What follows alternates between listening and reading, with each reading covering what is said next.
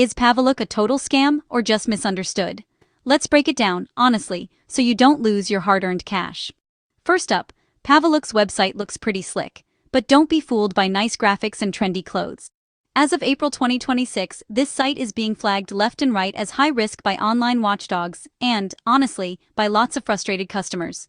Here's the first red flag. What you see isn't always what you get. Tons of buyers say what arrives is nothing like the photos.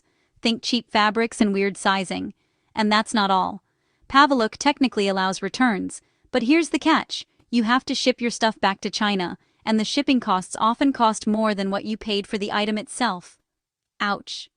Another big warning sign? The pictures on their website are often stolen from legit brands. So if a dress looks familiar, it's probably because it's not actually theirs. And if something goes wrong, good luck getting help. Customers say emails are ignored, refunds are basically a fantasy, and missing orders just vanish into thin air. So, how can you protect yourself? First, always look for that little padlock in your browser bar, HTTPS. But remember, scammers use it too. Next, reverse image search any product photos you're unsure about. If you see the same pic plastered across different sketchy sites at wildly different prices, that's a massive red flag. And when it's time to pay, stick with PayPal or a credit card that lets you dispute charges. Never wire money or use weird apps with no protection.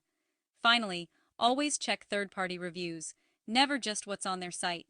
Platforms like Trustpilot are your best friend. Bottom line, with all these red flags, Pavilook feels way too risky. Shop smart and don't let flashy ads trick you.